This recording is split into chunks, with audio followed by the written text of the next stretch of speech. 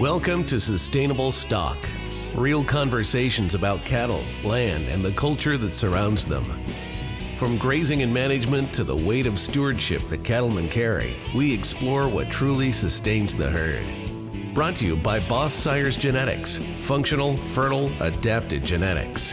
Here's your host, Patrick Powers.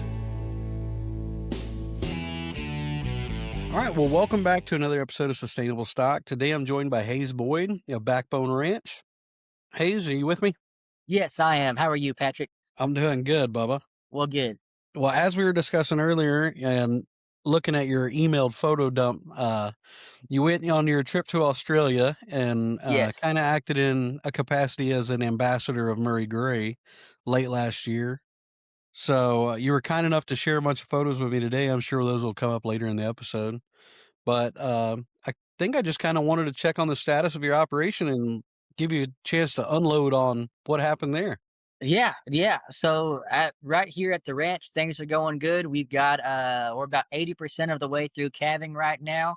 The first dozen or so were AI and embryo calves, and the rest have all been natural service from the herd bull. And we're not quite at the 21-day mark. And like I said, we're about 80% of the way through with a few stragglers. And so they're doing good. I'm happy with how they're looking. And I'm kind of like a kid in a candy store. I'm just really excited to see what they turn into. Yeah, I've been keeping up with you on Facebook. You're pretty good about having a post every time a new one hits the ground, man. Yeah, we've had a bunch lately. Yeah. Well, there's been other big developments in your personal life at the end of last year, wasn't there? Yes. I did get engaged, and so we're looking at getting married in September of this coming year. Well, congratulations, man. Thank you. I don't know if I should say you're extending the herd or just growing the operation. Uh, I'm growing up and starting a family. I'd phrase it that way. I like it, brother. Well, that's good. Well, let's get into it, man. Perfect. What was your trip to Australia really about? Yeah. So I was, as you know, as I am a vice president of the Murray Gray International Association here in the United States. But as since we've been raising Murray Grays in 2011, 2012, I've been kind of corresponding via email with a number of producers over the years. Never actually met him up until this past fall. Just trying to kind of piece together the breed history, see if anyone had some old semen laying around they didn't really want to use. But it wasn't until, again, it was through Facebook actually. I got in touch with somebody and he flew up to the US for a meeting in Fort Worth and reached out to me saying, "Hey, we're using some of the same old school genetics. I saw your program on Facebook. I'd love to meet you." So he came, Phil Hogan of Waddledine Murray Grays actually came out to the ranch from Australia, gave him a bit of a tour of the herd, and he told me, "Hey, Hayes, if you can get free, I would host you for as long as you wanted down in Australia." And so naturally, I took him up on that and he ended up meeting me at the Melbourne Royal Show down in Australia. The Murray Greys were on display, being shown there, of course. I can't tell you how many different breeds were there, but they had a decent turnout for the Murray Grey breed, and of course, that was the show side of things. But then after the show, I was able to meet many of these producers kind of on a one on one situation, see their own herd and the animals that weren't necessarily being fed up and prepared for the show ring. But a lot of those cows that were shown were just turned right back out the next day, expected to continue to raise their calf and uh, continue to do what they're supposed to do. So maybe a little different range of expectations for the Murray Grays from the show. Yes. But I have to say that the caliber of cattle that I did see throughout my travels in Australia, it definitely gave me a sense of purpose and a sense of direction as to where I wanted to take our herd. And so if you want, you can pull up the first picture I sent you. Yeah, sure. I've never shown personally in my life, but one woman was kind enough to let me lead around her heifer just for practice. Naturally, they didn't want me in the arena because, as I said, I'd never led anything, and I was bound to start a stampede somehow. But yeah, Naturally. yeah. But that was cool to see. I'd never really seen that many Murray Greys in one place before from various producers. And so that was really neat to see for me. Yeah, man, that looks great. She's got really narrows hair in the front, doesn't she? Yeah, yeah, she was one that was taken from pasture. I'm assuming you have the picture pulled up. I do. Okay, okay, yeah, so she was a yearling heifer. She wasn't being fed or anything like that. They were coming through a pretty serious drought, over in that part of Australia. But that particular woman, has been raising Murray Greys for quite some time, and she is really big on trying to get the youth to show. So she picked some of her most docile heifers that the kids at the local school, were preparing, working at halter breaking, working at leading. So it's kind of a mutual benefit in terms of she gets her name out a little bit, but also she gets to help the next generation and really cultivate that enthusiasm for raising cattle. That's Uh, excellent. yeah, yeah, So a little bit of marketing work, but a whole lot more investment in our future. yeah, yeah. Like I said, I was really impressed by how much time and effort that each individual producer was really working with these schools in order to go ahead and really see if we could get the next generation started in the Murray Grey, just because I feel like that's one side that is a bit lacking here in the US, unfortunately. Yeah. Yeah, Yeah. but, that next slide, there's a bull with his head down with, that, particular bull is Wattle Dean, Dominator. He was and that was Phil Hogan, who was with him. So obviously it shows the natural docility. You can kind of see the sized, relationship, with that bull.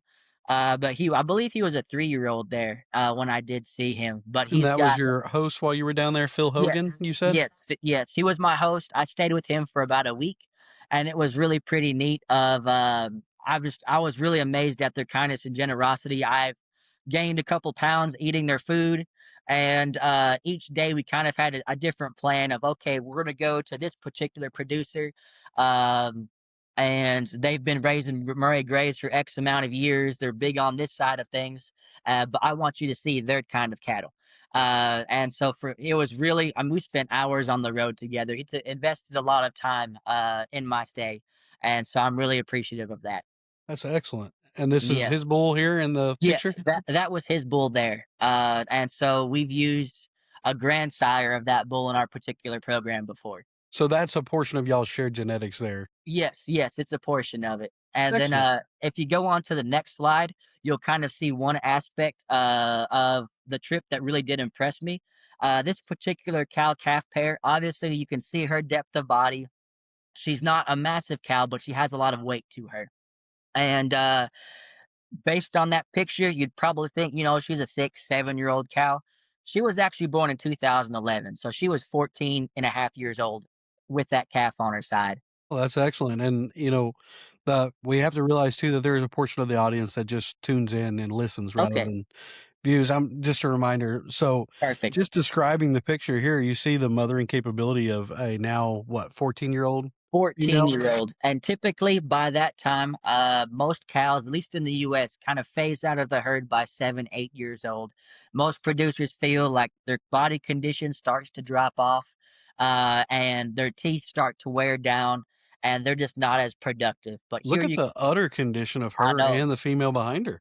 I know, they're impressive, and so that was like I said, the cattle there really gave me a sense of direction as to how I wanted to take our program, and like I said, that was just the first stop on the trip.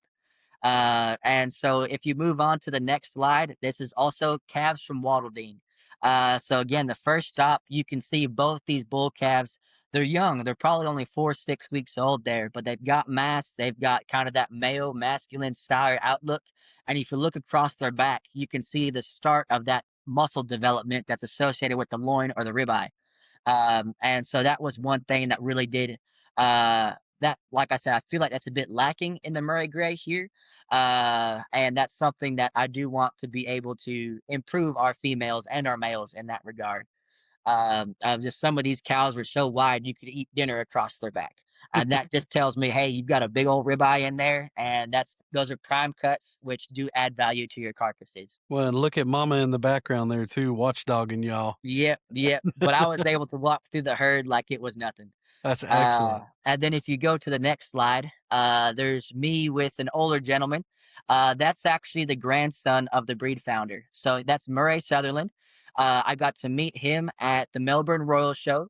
And then Phil ended up taking me to have a discussion with Murray, and we visited another stud along the way. We had tea with Murray. He is a character, I have to say. But he's got so many stories that aren't just about the cattle, but he was so easy to talk to and open up with. And like I said, this the breed history there. It's been something I've been wanting to meet Murray since I've got started in the Murray Grays 14 years ago.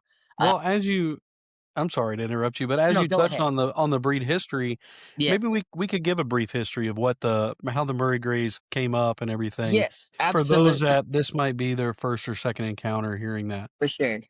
So the Murray Gray breed was developed in Australia. There is kind of an argument over what breed was used to produce the Murray Grey, but the general consensus is that there was one particular shorthorn cow that, when bred to various Aberdeen Angus bulls, through some mulberry or kind of dun colored calves between the years 1905 and 1917. Those cattle were then bred to Angus to try to dilute it out because they were considered a blemish on this purebred Angus herd, and the color persisted. And so a young woman named Miss Sutherland ended up purchasing some of these cattle from her relatives, and a systematic line breeding process was used to create separate family lines, and that really became the foundation of the Murray Grey. And in Australia, at least, they were able to improve Murray Grey numbers by bringing in Angus cattle. And they were able to take an Angus cow, breed to a Murray Grey bull, get a 50% female, then breed back to a Murray Grey, 75% up to 7/8, 15 sixteenths to what's considered purebred. And so massive herds were able to be established through that grading up process. The herd book has become a lot more selective now as to which animals can be used for upgrading, just because they want to keep the essence of the Murray Grey still a Murray Grey. Absolutely. And so if you breed up from Longhorn, you can do that, uh, but it is very much frowned upon. You can't do it in Australia, but you can do it in the States. So Uh, what is Murray Grey known for? If I were yes. So Murray looking at bringing Greys that in. are known for their heat tolerance, mothering ability, and carcass traits are really a big attribute too. And we've found that they do extraordinarily well in our Texas summers on minimal inputs. And that's really what got us interested in them all these years ago. Yeah, well, I know we highlighted well y'all's carcass quality, y'all experience. Yes. And when we spoke to you about your operation solely, I believe at the time you were supplying for a restaurant, am I correct? No, no, we were actually selling bulls to a producer who was then using those calves out of those sires, and partnering with the butcher who was then able to sell them from his restaurants. So Okay, forgive me same for that. genetics, but there are a couple extra steps in there. Forgive me for that. No worries, no worries. That's excellent. Well, thank you, thank you. And then this next bull on this next slide was actually bred by Murray Sutherland. So he was being used by a producer who he's again big in advocating for the kids and trying to encourage them to pursue a career in agriculture. So he ended up actually taking a yearling bull to the show as well. But this was his primary herd sire, bred by the grandson of the breed founder, Murray Sutherland, and you can see his top line is as level as they come. He looks like a 10-pound sack of flour in a 5-pound bag. He's just packed with meat. Yeah, exactly how old would this bull here be He depicting was be? 2 to 3 years old, so he was by no means a mature 5-year-old or anything like But that. look at the amount of hormonal expression in that The dark, depth of body, tough coat right at the the at the curls, back. yeah, yeah. Yes, And he too had just natural docility. He'd been shown in his younger days and then again turned out to pasture, expected to work. He had great feet, moved freely, and he was doing what he needed to do, siring calves with the same look and appeal that he has. that's excellent. And the slide after that, you'll see a cow looking at you, kind of quartered away a little bit. She's a big girl, but she really kind of amplifies and shows the extra dimension that I was kind of describing of she was so wide across the top that you could eat dinner across her back. She was very sound, great feet, raising a great bull calf. And so she's one that I personally have kind of picked of. I think she'll be one to watch, and if they do collect embryos from her in the future, she'll be the type of cow that we're looking at bringing over genetics from in the future. Okay, so I can see that. Y'all have already fulfilled that deep spring of ribs and that deep gut there so they can Yes, retain and forage and carry that throughout the day to help maintain condition. Y'all are just talking about that top end fill out. You're yes. looking for those that store in that I'm manner.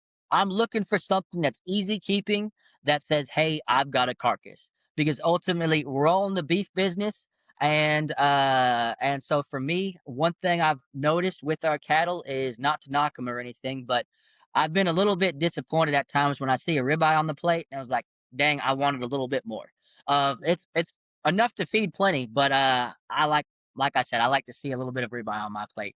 And so we've had some steaks in the past from steers that were the size of a dinner plate. I feel like that's a little bit large, but I don't really want them being about a yay big type of medallion either. I want some substance to it, and that is I know it's a bit of a personal preference, but with our, bull buyers that are catering to these restaurants, I know that, to get a 16-ounce ribeye, you're going to want a little bit of size to it.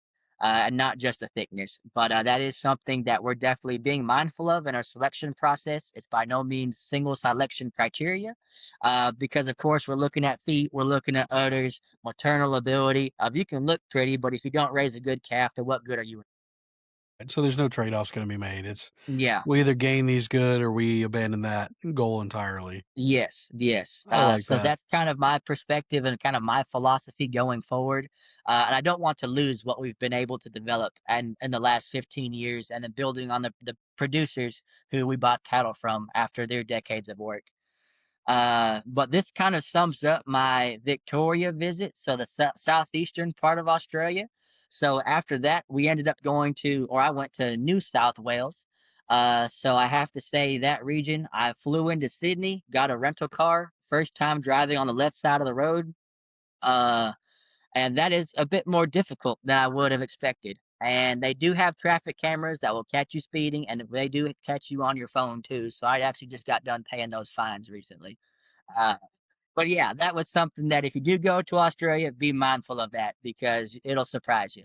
But yeah, so in New South Wales, I went spent about 3 days there. Took a rental car, like I said, drove about 3 hours west of Sydney, to a stud called Jamal Glen, and this particular producer has actually brought semen to the United States through bulls that he's used in his program as well as embryos.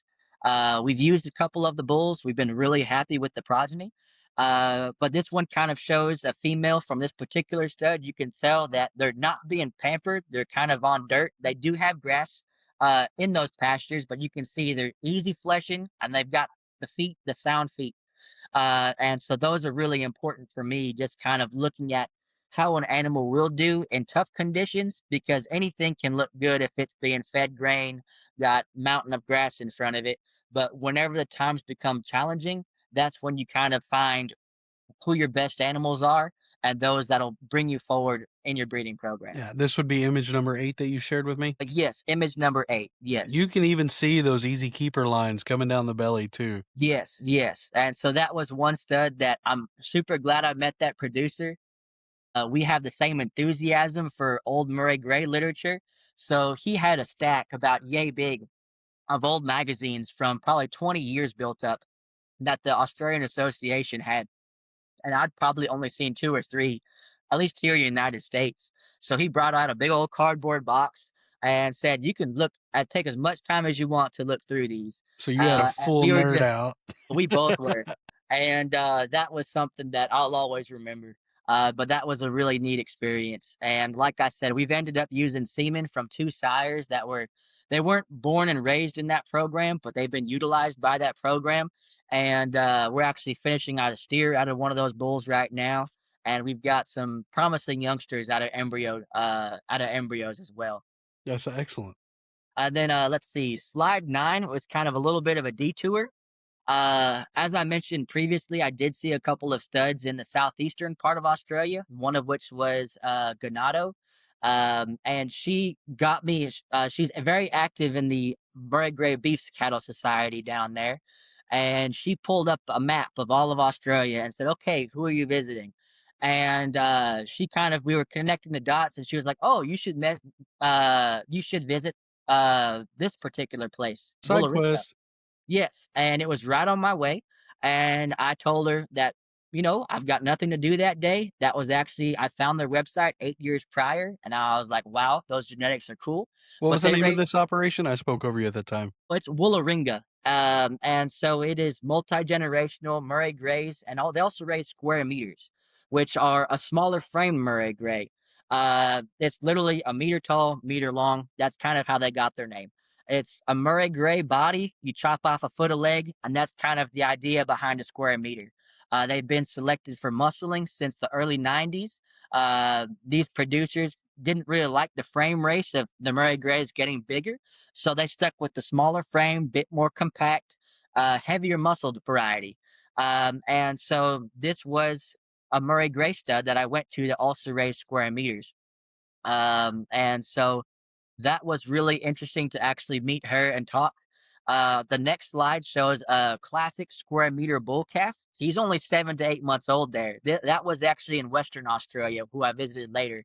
But it really embodies what the square meter is. It's deep bodied, early maturing. You've got the muscle. He screams bull. Yeah. And so that was something that really impressed me. And so the slide after that, you'll see a couple silver calves. These guys are only a couple months old, and you can see their width, they've got length, and especially down their spine, you can see that ribeye. And so That for middle me, one, I thought it was 2 of them. yeah, yeah. No, that herd was impressive. And another interesting feature of that is we've been trying to incorporate some older genetics in our herd and also some more modern genetics, trying to find the right balance. Of we get the growth traits, maintain the carcass, and keep the easy keeping ability. This herd's been doing this for at least 10 or 15 years already. Of this particular producer, whenever she took it over from her father. So I was able to kind of see down the line of the direction we were trending. And so if you go to the slide after that, I believe that's a newborn cow calf pair. The calf is still soaking wet. You can see perfect udder. She's got milk. That cow is going to be able to continue to have longevity because she's easy fleshing, and like I said, she's got a great udder. But you can tell she's going to give it to her calf. Yeah, did you have Um, it give were you given any kinda estimate on her age? I was not. No, no. Okay. But she was most of the animals in this herd were between 5 and 7 based Okay. on, what I had been seeing there. And so for me, that really was the epitome of that is what maternal with carcass looks like. And so that was something that, like I said, I took a lot of pictures of that particular stud just because they were, like I said, a couple years or even a decade down the track of where we're wanting to go, but they were really the embodiment of what we're trying to achieve. Well, hell, just back up a slide. You know, we Yes. talk about early hormonal expression and that be a positive trait. Look at those young silver calves right there. Look at the left-hand side, how broad that left-hand one is Yeah. and masculine, and then the opposition of that is to the right. Very feminine form. Mhm. It narrows in the front. You know, I Yeah. that is It a was a beaut neat experience. Uh, yeah. And then, continuing on to slide, 13, this is an old Murray Grey bull. He was born in the 1960s, actually had a lot of semen brought to the US. So we have semen in a couple of his sons. And this particular producer was using a son of this old bull. So we had half brothers in the tank. We have sorry, they're actually grandsons of that bull. And so they're distantly related, but it again showed us what the kind of genetics we're shooting for. So if you go to slide 14, he does have small ears, I have to say that, but he is an absolute powerhouse. This was a 4-year-old bull. He is all mass. He was in the middle of digging a hole in the pasture, you right can see after that this behind picture him. was taken. But he's got the width, he's got the masculinity and calving ease. And so for me to be able to see a bull whose sire was born 60 years ago and that we have grandsons of him in the tank, I've seen only pictures of animals of this line before, and so being able to see one in the flesh, it gave me goosebumps. I was thrilled because this is a bull, I hate to say it, I've been daydreaming about this dude since I was 13. And You're a so little different than most 13-year-old boys. I know that I've got to screw loose or something. But yeah, being able to see him sent goosebumps down my spine. He was being sold later that week. But kind of moving on to the next picture, she had calves sired by him. And the really cool thing about this stud is they own their own meat market. And so they butchered their own steers, got to see the final product on the plate. And she was like, oh, yeah, his son's marble. Do you And have any kind of estimate on the age of this group these are of 12 to calves? 16 months old just on Okay, grass. And so she's really targeting that 16 to 18-month-old finishing on just grass. And excellent. she's got the genetics to do it. And so for me to see that in person, I just thought that was really, really exciting. Okay, well, I'm 34 and I'm getting those 13-year-old feelings you were with the way you're talking. Yeah, yeah. I was just glowing the whole trip. And then, of course, you can't visit Australia without seeing kangaroos. So the next slide was actually in the middle of her pasture. Kangaroos are considered to be a nuisance, and they really warn you about driving at night because they are worse than deer about hopping in front of your vehicle. And I didn't realize it, but these things stand 6 foot tall, and they are jacked. And so yeah, they were seeing them up close was definitely eye-opening because everyone thinks they're cute and cuddly, but they're 6 feet tall and they graze a lot. And so it's like I said, driving at night, everyone warns you against them because they'll be jumping alongside the car and then bam, cut in front of you. And so I thought that was pretty interesting. But that one kind of sums up my trip of the New South Wales. So after there, I took a flight to Western Australia, all the way across the continent.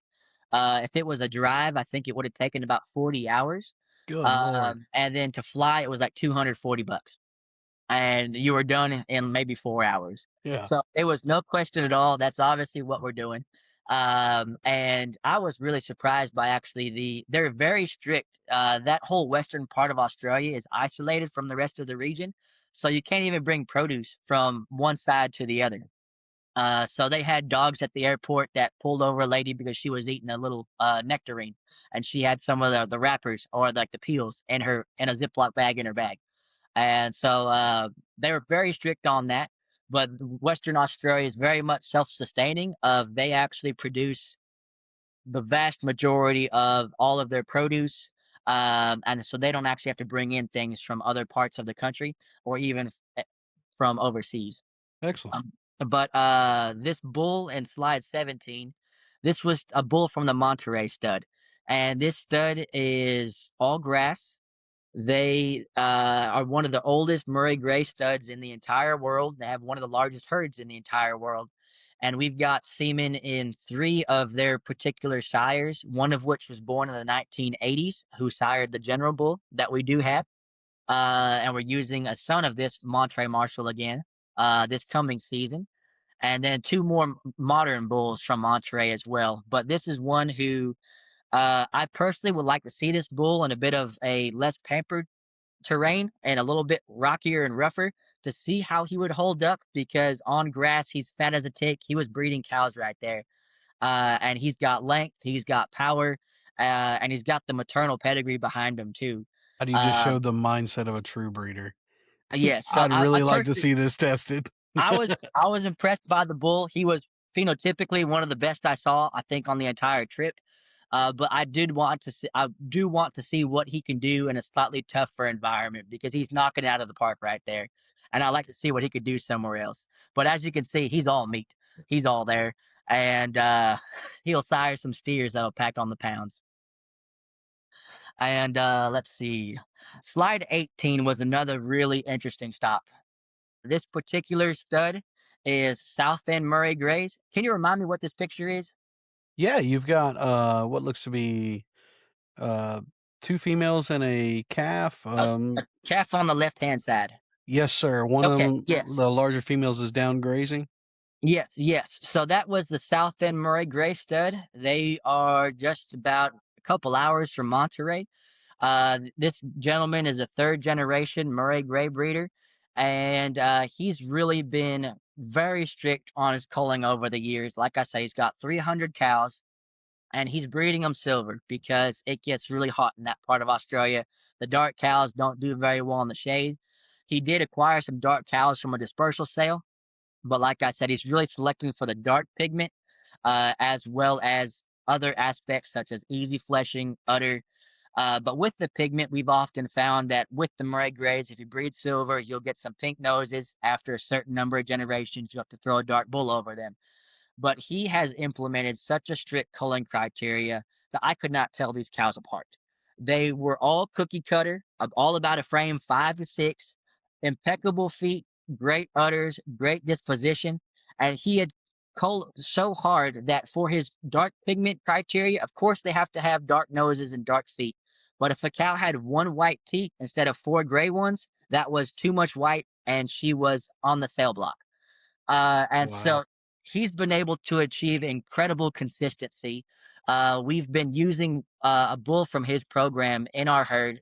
And after seeing this herd, some embryos had been brought to the US. And after seeing this herd, before I even left, I texted a producer, I think it was 11 p.m. up in Oregon, wherever she was at.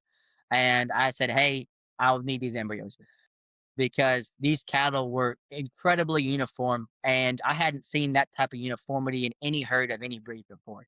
So that was really blew me away. I was there for about 8 hours just yucking it up with the owner of this stud.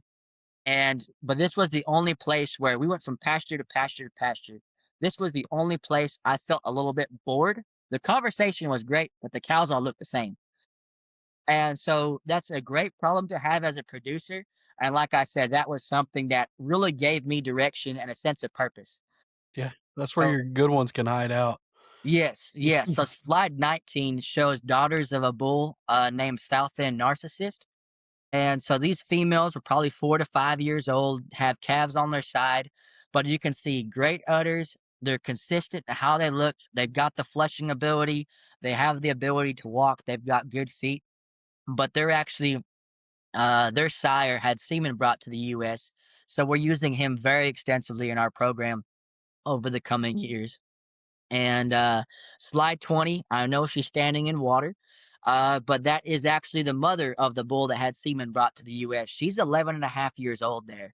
She's been used as a donor cow. She was had a magnificent heifer calf at her side, and she still looked the part at 11 and a half. So, like I said, when these cattle have a different type of longevity, it's something I want to build into the herd of. Yes, our most of our cows phase out around 12 or 13, but that 11 and a half year old, she looks like she's half her age. And so for that's the type of cow I want to get to. Well, hey, it's just for those that can see this, I feel Yes, like it's a perfect opportunity to highlight their size. Because if you were to just see this image alone, this looks like a very large female. she is a big cow. She's probably, I don't know her frame score, but at her peak, she was probably they weighed her at, I think she was 800 kilos, which comes across to close to 2,000 pounds. It's a big cow. She's, if I had to estimate, I would say a frame 5 to 6, but it's just incredible depth, incredible mass, and they carry it all the way through. So for what we're doing, we have, those females that are frame 3 to 4. We're trying to find that happy medium. Yeah, same. Yeah, yeah. And so I personally don't want cows that are frame 7 or 8. And 2,000 pounds is probably a little bit big for our terrain. But if we can kind of use those easy keeping genetics that are sound and sure footed with that type of longevity, I think there is value to add for our program. So I'm not trying to chase the bigger is better. But with these genetics, they have a lot to add. And like I said, if you cross it with something that's slightly slower growing, of the more heritage 1970s, 1980s genetics, they won't win any feedlot competitions, but I think we'll really hit that sweet spot for the grass. Really And build then it's something just impressive in a smaller package. yes, and then it's just trying to establish that consistency all the way through, so you don't have a calf that's a frame 4 than one that's a frame 7. You got to get right. You have to be consistent, Excellent. and so we'll take probably a couple generations to kind of stabilize that. But I've got time on my hands. I've got years in front of me, and like I said, I'm trying to create a cow that's grass efficient that can perform, especially for the commercial producers. And so I think that frame 5 or so is going to be a sweet spot for us. Excellent. Well, thank you for breaking that down for me. Of course, of course.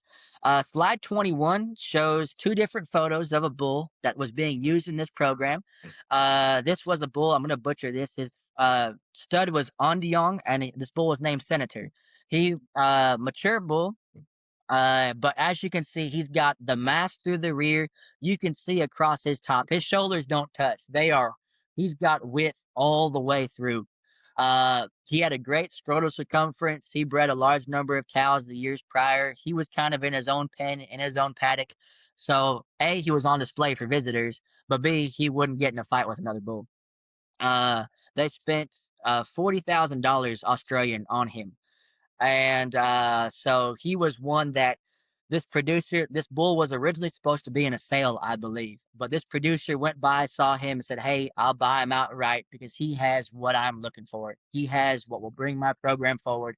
And the bull checked the boxes for him. And so And he I just got to happened to see have a check for 40 grand in his pocket, huh? he's very successful. He's very successful, both in cattle and farming.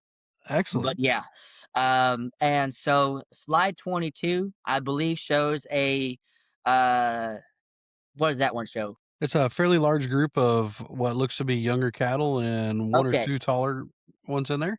okay. I believe that I had two photos that kind of show yearling heifers and then bred heifers. I'm not quite sure which one we're looking at, but with this particular group of females, there were 7 different sires represented amongst this group of females.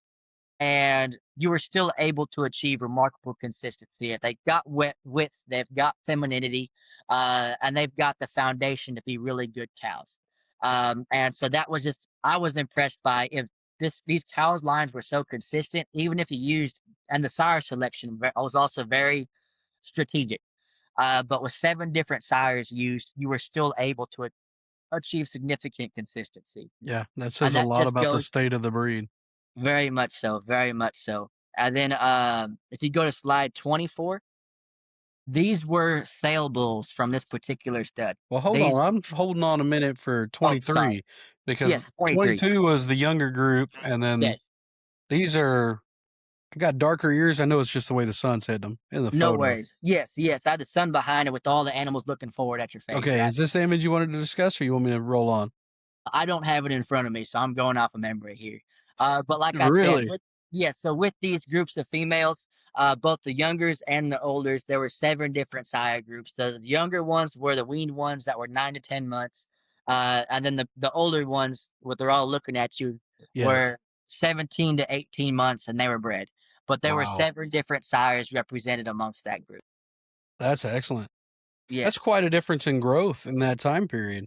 Yes. No, they do pack a little bit of a punch there. And so they have very good pasture that they're on. Like I said, we're in Western Australia, but they have the ability to perform on grass. And so that was really what I found impressive. Absolutely. Okay, I'm on to 24. Okay, 24 are bulls that are Yes, they are. 16 to 18 months of age. Those were the ones that were just in their sale, but they had a group of 80. And each one of them, like I said, these things were stout. Obviously, they had the masculinity. They even Yes. have the heads of bulls. Uh, and there were 80 different 80 different bull calves in this particular or yearling to 18-month olds in this particular group. And so again, multiple sires were used, including that $40,000 bull. Um, and so I've never seen a sale group of bulls with that type of consistency before. And so I found that extraordinarily impressive. We were able to walk through them, no stress or anything like that. But that type of uniformity, like I said, was just absolutely incredible. You've done such a good job in showing the sexual dimorphism and hormonal It wasn't hard separation. to show it on these. You've done such a wonderful job in our transitions from image to image. I mean, just that stark difference in that last group of females we saw, and then Yes. you didn't have to tell me these were bulls, and Yeah. I'm not fairly adept in cattle culture and all that. I mean, the show's educated me quite a bit, Yes. but it was, "Okay, those are bulls, no Yep. doubt." Yeah. Yeah. So, like I said, that program has been extraordinarily successful. It gave me direction as to where we can improve things, where I want to take our program over the coming years. And as I said, that trip to Australia is one I'll always remember, and I hope to do it again in the next couple of years as well. That's excellent, man. So I think that rounds out all of our photos. Yes, it does. Yeah. So I'm gonna close that out and just enjoy you for a minute. No worries. So if you were to really highlight, a couple key takeaways, I know there was quite a bit, and I'm asking Yes. a lot for you to narrow it down like that. Yeah. What was the first really stark difference whenever you were thinking of home and then walking these herds?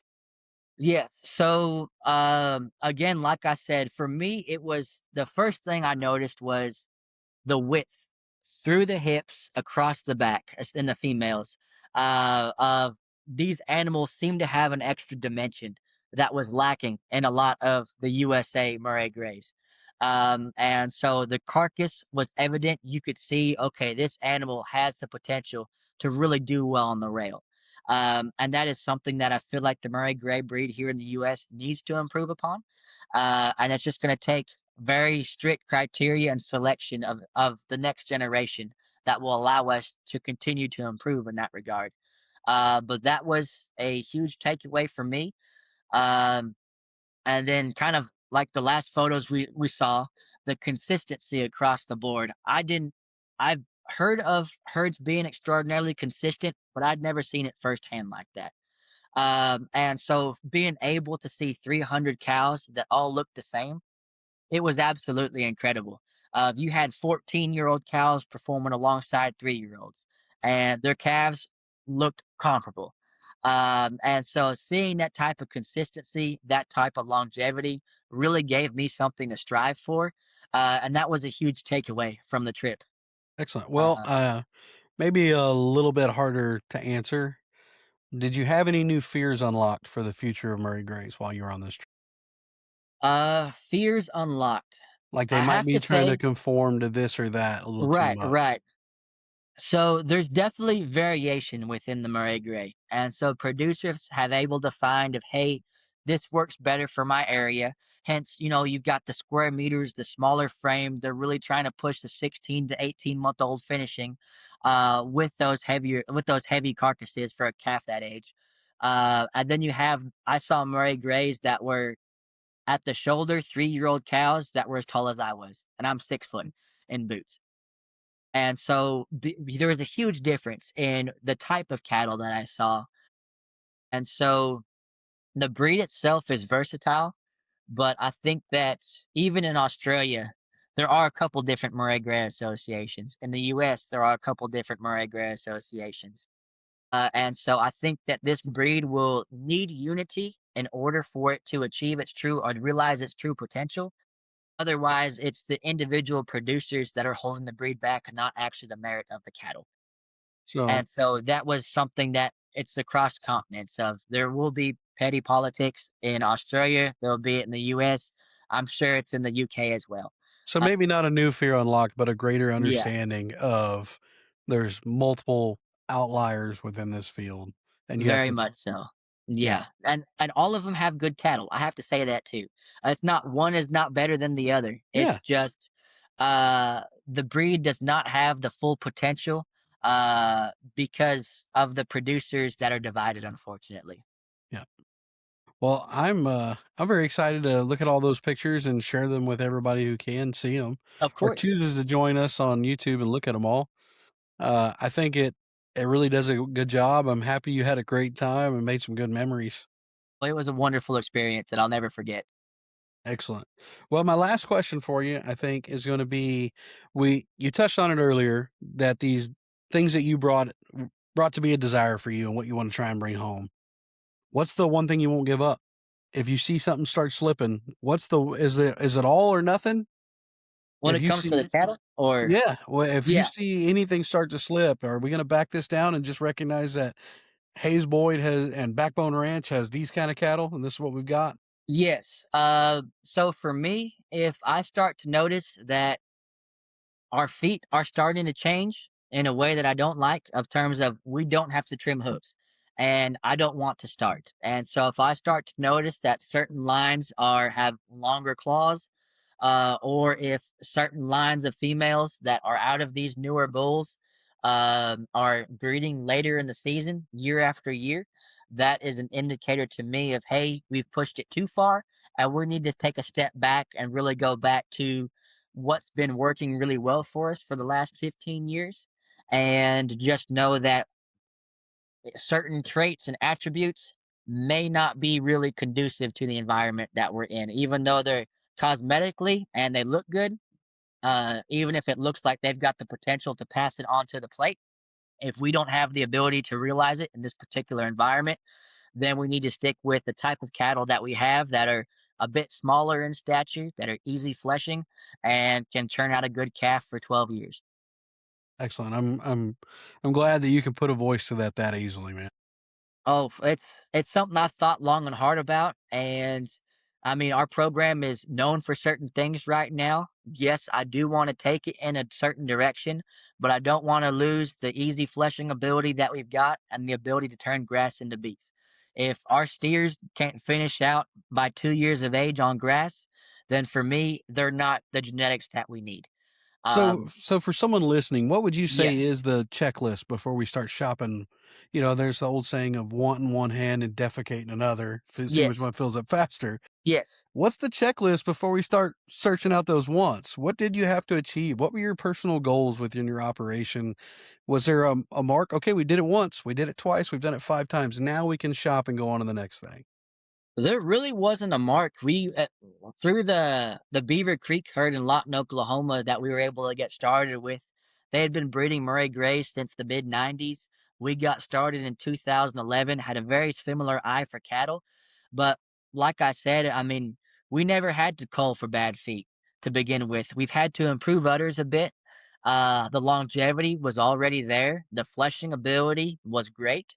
For me, it was I wanted to improve the consistency within our female lines because we've got some great producers and some average producers, and then some that will be culling because they don't produce a calf that I'm proud of. And so right now we're in the midst of kind of, I don't want to say even say shuffling because we're not even selling those genetics to other Murray Grey producers. They're going to the sale barn. We're working at culling those poor genetics of not quite as productive. You take too much nutrients for yourself. You're fat as a tick, but your calf is suffering. And you're only weaning at 400 pounds. And so for me, it is trying to weed out a bit through the bottom end that we haven't really had a mark of, hey, we've reached the pinnacle and we can't really improve in that I like anymore. that you remarked on that. You can clean up your bottom and still be working to improve the top. Yes, You can yes, do and both at the same time. absolutely. And we have a cow that, or a couple cows that I think are really phenomenal, but I can still nitpick them of, hey, your back teats are still a bit lower than your front. You're not quite perfect. Or I'm trying to think of what else. It's hard to pick your own herd apart, ain't it? It's normally, like I said, udder is one things that we're working on improving right now. And really, it's trying to find that balance between fleshing ability and raising a good calf because you'll have some cows that look great, kind of like I said earlier, and not wean a very good calf. You'll have others that give it all to the calf, they wean a whopper, but it's to their detriment. And those cows often have a hard time bringing back. So it's really trying to find that right balance and achieve a cow that can hold her own and continue to raise a calf as well, and that looks the part. And so that's something that we are working towards, and I think we'll continue working towards that goal for a long time. That's great. Well, I can't tell you how much I appreciate you coming on and sharing your trip with me. It sounds Well, thank great you, Patrick. and touching base and letting us know how everything's going there at Backbone, man. Yeah, so far so good. I'm really excited for what the future holds. And as you kind of said, if we push the envelope a bit too far, we have the ability to recognize that. And so we still have the core foundation of females. Uh, and so as a result, we have that really solid female base that it's not going to go away. Yeah. Well, I think you've highlighted that well. That it's only once you've created that consistency and you're happy with your product and you've got this lane you stay in, that's when you can try and Yes. improve. And I really like your note about you can bring up your bottom while still messing with your top. I think that is, I wish somebody would have told me that a long time ago rather than getting so fixated on my worst girl and just not even paying attention to one of my best. Right. I could have been doing something with her too. Yeah. Yeah. Because, if she has a bull that's you want to keep as a herd sire, he'll bring up the rest too. And so you want them to come up together, so that you won't have a huge variation. You'll just have Yep. consistently good quality. Well, if anybody were to walk with a message from today, what would you want it to be? Uh, I was gonna say go to Australia, but I think that probably the biggest takeaway that I got is don't be afraid to go outside of your comfort zone to see other programs, see what other people are doing, even if they're not breeding something exactly the way and raising cattle exactly the way that you would and that you want to. There's tremendous insight to be gained from even seeing programs like that. And the breeders themselves, they have a wealth of information too. And so for me, that would probably be the biggest takeaway is don't be afraid to branch out and see more that's out there. Because it's pretty easy to get pigeonholed in what you're doing, and being able to kind of open up and see the world around you, it's really eye opening, and it has the ability to give you a sense of direction and a sense of purpose for what you want to do. Yeah. I like what Bart Carmichael says with Wedge Tent. It's find a mentor and be a mentor. And it Yeah. sounds like you just took that to its extreme. Yeah, without even trying to. But, it was like I said, I was glowing the whole trip. It was a wonderful experience. That's great. Well, one more time, thank you for being here today, Hayes. And to Of the course. listener, thank you for tuning in and checking out all this with us. Exciting stuff happening in the world of Murray Grays. Don't forget to ranch with purpose and Breed for the future. Thanks for listening to Sustainable Stock. If this episode gave you a deeper appreciation for the people, the land, and the cattle behind your beef, like, subscribe, and share it. For full video episodes, follow us on YouTube. This show is brought to you by Boss Sires Genetics, your source for functional, fertile, adapted genetics. Until next time, stay rooted in common sense and connected to the herd.